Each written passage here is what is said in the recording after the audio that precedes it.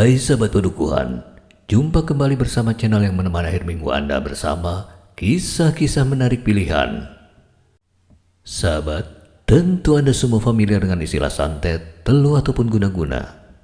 Yang umum dalam terminologi kita, yaitu sebuah istilah yang merujuk pada cara menyakiti ataupun membunuh seseorang melalui media tertentu dengan bantuan bangsa jin. Biasanya santet dilakukan oleh seorang pintar yang memiliki kemampuan itu atas permintaan seseorang dengan imbalan tertentu. Selain disebabkan oleh rasa sakit hati dan dendam yang mendalam atas perlakuan yang diterima seseorang di masa lalu, santet juga sering dilakukan dalam persaingan usaha ataupun untuk memuluskan jalannya suatu usaha. Efek dari santet ini konon bisa dirasakan secara instan ataupun bertahap dalam jangka waktu cukup lama. Cerita kali ini dimulai dari kehidupan pasangan muda, Arka dan Meli, yang baru menikah beberapa bulan yang lalu. Awal perkenalan mereka terjadi di kampus, tempat di mana dulu keduanya menimba ilmu. Arka yang berotak cerdas ditunjuk menjadi asisten dosen di mana Meli menjadi siswanya di situ. Kecantikan, keceriaan, dan kecerdasan Meli membuat Arka memberi perhatian lebih kepada dirinya. Sebetulnya Arka sudah pernah dijodohkan dengan Desi, gadis cantik anak Pak Surya, seorang pengusaha yang cukup terpandang di kota itu. Usaha milik Pak Surya merambah hampir di semua bidang. Selain memiliki 2 buah hotel, dia juga memiliki beberapa rumah makan, toko pakaian, rental kendaraan, rumah kontrakan, dan berbagai usaha kecil lainnya. Orang tua Arka, Pak Bonda dan Bu Lastri, ingin mempererat hubungan bisnis mereka dengan Pak Surya melalui jalinan pernikahan anak mereka. Namun hal ini ditolak Arka karena dia lebih mencintai Meli. Meli lahir dari keluarga sederhana yang tinggal di pinggiran kota. Pak Umar ayah Meli adalah anak dari seorang kiai terkenal di kampungnya. Pak Umar melanjutkan usaha warisan orang tuanya sebagai peternak kambing. Sedangkan Bu Wati, istri Pak Umar, hanyalah seorang ibu rumah tangga biasa. Walaupun tidak termasuk pengusaha kelas atas, tetapi peternakan kambing itu berkembang menjadi cukup besar di tangan Pak Umar, sehingga keluarga itu bisa hidup berkecukupan. Sejak kecil Meli tidak pernah mengalami kesulitan ekonomi, tapi dia dididik untuk tetap bisa hidup mandiri. Begitupun dengan urusan rohani dan tata krama. Dia dididik dalam suasana religius yang kental. Dia tidak pernah mengandalkan pembantu hanya untuk mengerjakan pekerjaan-pekerjaan ringan di rumah. Gaya hidupnya yang sederhana dan kemandirian Meli inilah yang membuat Arka tertarik. Arka teringat saat dulu ibunya berusaha menjodohkan dia dengan Desi. "Arka, kamu kenal dengan Desi anak Pak Surya kan?" tanya Bu Lastri. "Kenal mah, dia di kelas di kampus," jawab Arka sambil tetap menatap layar laptopnya. "Dia cantik kan?" ujar mamanya berusaha menarik perhatian Arka. "Ya, dia cantik dan kaya. Hanya dia satu-satunya yang kuliah memakai Alphard sebagai mobil antar jemputnya," jawab Arka datar. "Papa dan Mama kenal baik dengan Pak Surya. Pak Surya rekan bisnis papamu," kata mamanya. "Terus, kenapa Ma?" ujar Arka. "Papa dan Mama ingin menjodohkan kamu berdua." Mamanya Desi juga setuju. Kata mamanya sedikit mendesak. Tapi permintaan mamanya itu ditolak tegas oleh Arka. Penolakan itu membuat perasaan mamanya bercampur aduk antara sedih dan marah. Dan rasa marahnya timbul karena ada alasan lain di balik perjodohan itu. Pak Bonda dan Ibu Lastri ingin ikut menguasai salah satu bisnis yang dijalankan oleh Pak Surya. Tapi walaupun perjodohan itu ditolak oleh Arka, mereka tetap merestui pernikahan anaknya dengan Meli, putri Pak Umar. Biar bagaimanapun mereka ingin melihat anaknya hidup bahagia. Kehidupan Arka dan Meli setelah menikah berjalan normal sebagaimana biasa.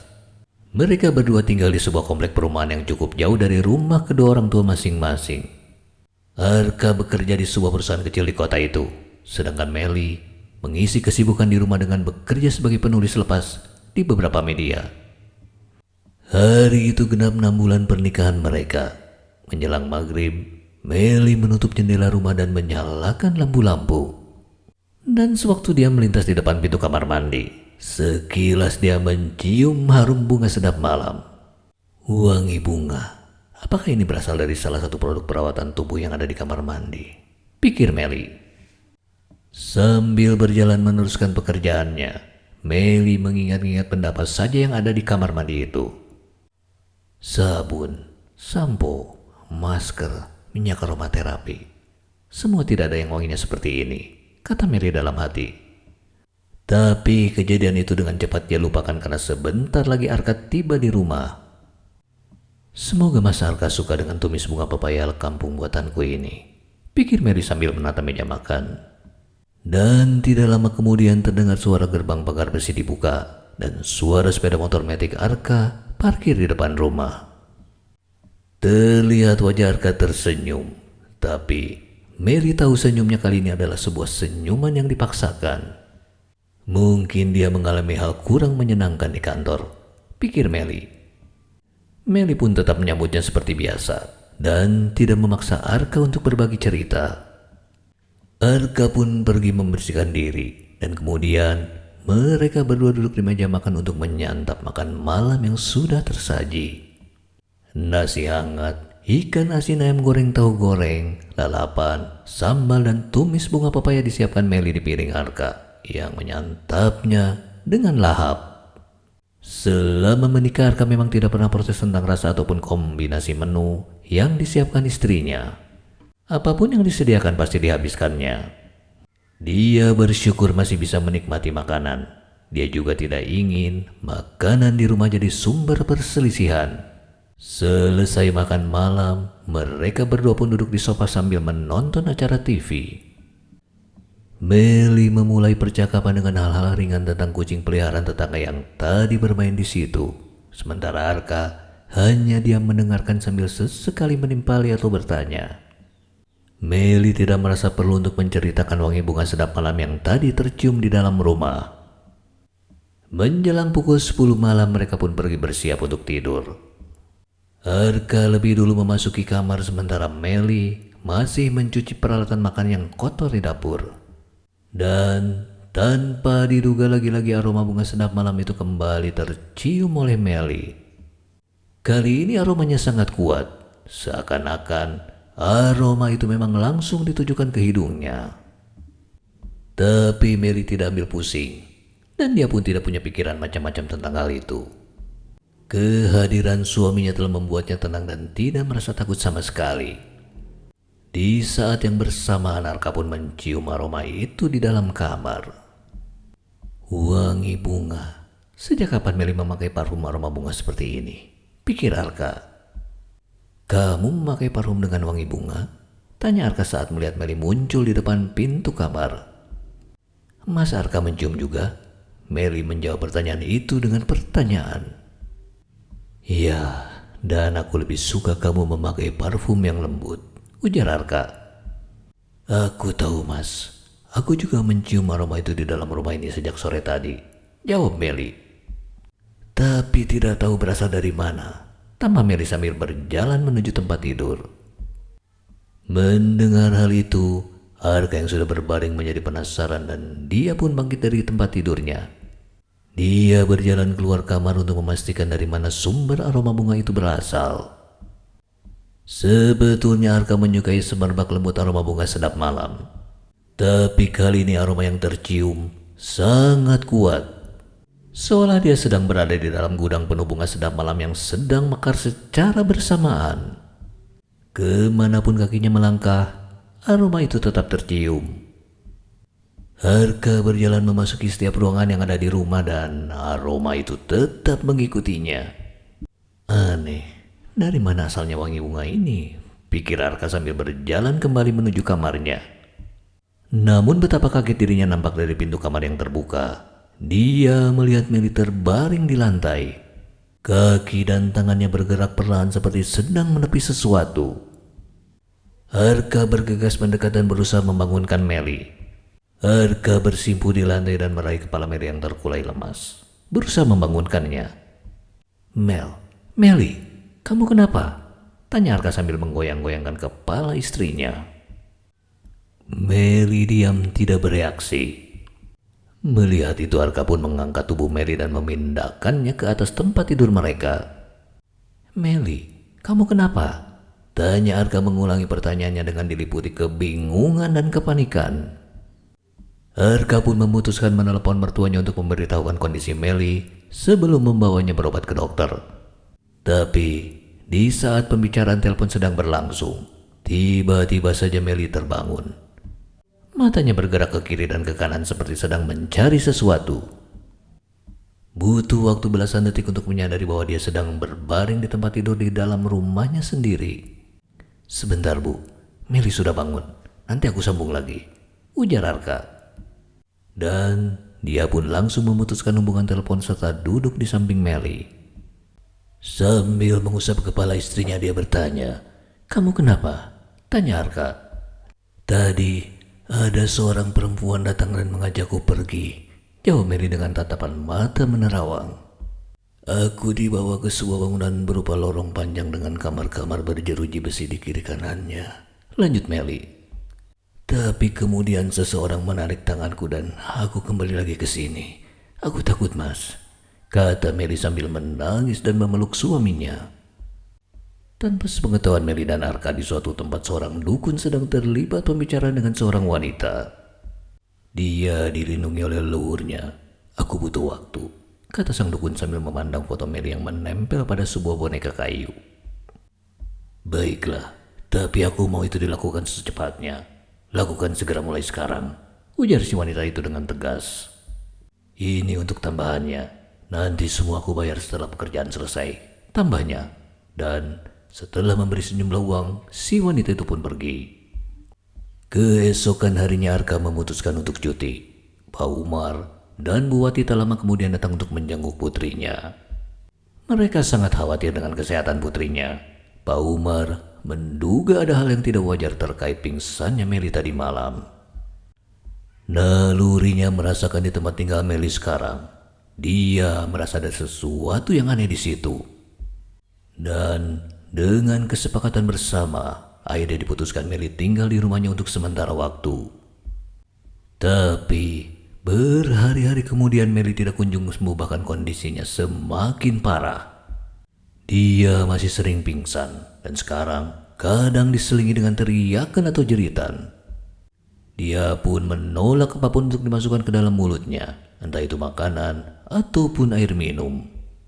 Berat badan Meli menurun drastis. Meli yang dulu tubuhnya berisi, sekarang menjadi tinggal tulang berbalut kulit saja. Seluruh badannya pun lebam membiru tanpa sebab. Beberapa tetangga sepermainan Meli datang menjenguk, tapi mereka pun tidak dapat membantunya selain menguatkan hati dan berdoa. Semua merasa sedih melihat kondisi Meli saat ini. Hingga pada suatu hari Pak Umar kedatangan seorang tamu. Pak Samsul, kawan lamanya sesama pedagang kambing. Samsul yang dulu dikenal sebagai orang yang temperamental karena memiliki berbagai ilmu kanuragan, kini telah berubah setelah mendalami ilmu agama. Pak Umar menceritakan apa yang dialami anaknya pada Pak Samsul. Setelah hening beberapa saat, Pak Samsul pun mulai bicara. "Ada santet yang dikirim melalui aroma bunga, dan anakmu sudah menghisap aroma bunga itu. Santet itu sudah masuk ke dalam aliran darah di tubuhnya," katanya menjelaskan. "Orang itu sangat kejam. Dia menginginkan kematian anakmu," lanjut Pak Samsul. Mendengar hal itu, Bu Wati sangat sedih dan amat takut kehilangan putrinya itu. "Siapa yang tega melakukan itu pada anak kita, Pak?" ucapnya sambil menyeka air mata. "Apakah pedagang kambing saingan Bapak di pasar?" tanya Bu Wati. "Bapak juga tidak tahu, Bu. Tidak baik berprasangka seperti itu," jawab Pak Umar. Dan setelah berbincang-bincang sejenak, Pak Samsul pun pamit pulang sambil berkata, "Maafkan ucapanku ini. Sekarang waktunya sudah dekat," katanya sambil berlalu pergi. Bu Wati sangat terpukul mendengar hal itu. Dia seperti mendengar sebuah vonis hukuman mati yang dijatuhkan secara tidak adil kepada putri tercintanya. Dan itu membuatnya menyimpan rasa dendam kepada siapapun yang sudah melakukan itu. Jika putrinya meninggal karena sakit medis, pasti dia ikhlas menerima. tapi mati karena diguna-guna, jangan harap orang itu bisa lolos. Sampai ke lubang semut pun akan aku kejar. Begitu pikir Ibu Wati. Dan 2 hari kemudian hari kematian Meli pun tiba. Dia meninggal di tempat tidurnya dengan kondisi tubuh yang kurus kering. Arka terlihat sangat terpukul dengan kematian istrinya itu. Dia merasa bersalah dan merasa jadi orang yang tidak berguna karena tidak bisa merawat dan menjaga istrinya dengan baik. Lubang makam pun disiapkan dan pengurusan jenazah dilakukan di rumah. Walaupun sudah dicegah Pak Umar, Bu Wati memaksa untuk ikut memandikan dan mengafani jenazah putri tercintanya itu. Dan tanpa sepengetahuan yang lain, sebetulnya ada maksud tersembunyi dari Bu Wati. Dia menyelipkan sebilah bambu tajam ke tangan jenazah putrinya. Bila bambu itu berukuran sepanjang jari telunjuk yang ujungnya tajam, mirip tusuk sate.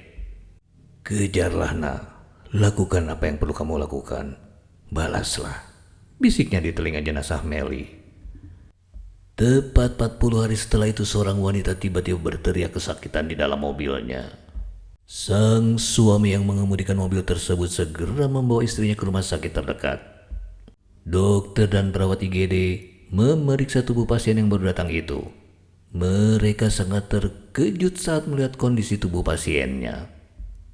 Mereka belum pernah melihat pasien dengan kondisi mengerikan seperti itu. Begitupun dengan suami yang mendampinginya.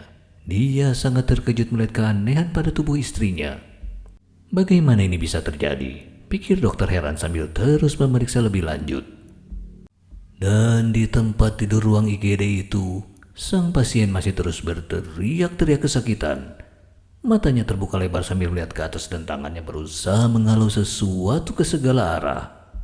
"Ampun, jangan, maafkan aku," teriaknya. Disusul dengan sebuah teriakan kesakitan yang menyayat hati. Dan itu adalah teriakannya yang terakhir kali sebelum dia menghembuskan nafas penghabisan. Wajahnya yang cantik terlihat seperti sedang menanggung rasa sakit yang tidak tertahankan. Berita meninggalnya Bu Lasri yang mendadak karena penyakit aneh itu segera tersebar. Banyak orang datang melayat ke rumah duka. Arka pun terlihat sedih dengan kematian ibunya. Baru genap 40 hari ditinggal sang istri. Sekarang dia harus kehilangan ibunya. Pak Umar dan Bu Wati yang diberi kabar tentang meninggalnya sang besan pun sudah ada di situ. Pak Bondan pun terlihat duduk bersila di samping jenazah untuk menerima ucapan duka cita dari teman dan kerabatnya. Pak Surya yang juga hadir di situ bertanya apa sebenarnya penyakit yang diderita oleh Bu Lastri. Pak Bondan tidak bisa menjawab pertanyaan itu. "Aku tidak tahu. Bahkan dokter di rumah sakit pun tidak tahu," jawab Pak Bondan. Di dalam sebuah kamar, Pak Umar dan Bu Wati yang datang untuk menghibur menantunya bertanya kepada Arka. "Ibumu sakit apa?" tanya Pak Umar. "Tidak tahu, Pak. Bahkan dokter pun tidak tahu," jawab Arka. "Tapi menurut dokter, perawat dan tetangga yang memandikan jenazah, katanya tubuh ibu dipenuhi oleh luka puluhan lubang-lubang kecil. Luka yang kecil tapi dalam. Mirip seperti luka karena tusuk sate," lanjut Arka sambil menangis sedih. Mendengar hal itu Bu Wati tersentak kaget. "Tusuk sate? Apakah itu dilakukan oleh Meli?" tanya dia dalam hati. Bu Wati yang sebelumnya ikut bersedih mendadak menjadi senang. Tapi dia tidak menyangka jika orang yang menginginkan kematian Meli adalah mertua Meli sendiri. Dia memang tahu cerita tentang keinginan Bu Lastri menjodohkan Arka dengan Desi beberapa minggu setelah Arka menikah dengan Meli. Tapi itu semua dianggap hanyalah cerita masa lalu belaka. Dia tidak menyangka Bu Lastri akan melakukan cara keji untuk memuluskan usahanya menjodohkan Arka dengan Desi. Bu Wati kembali dari pemakaman sambil tersenyum puas. "Bagus nak, semoga sekarang kau tenang di alam sana. Sekarang dendamku sudah terbalas," ujarnya dalam hati. Sekian untuk kisah akhir minggu kali ini. Sampai jumpa kembali di kisah-kisah berikutnya. Terima kasih.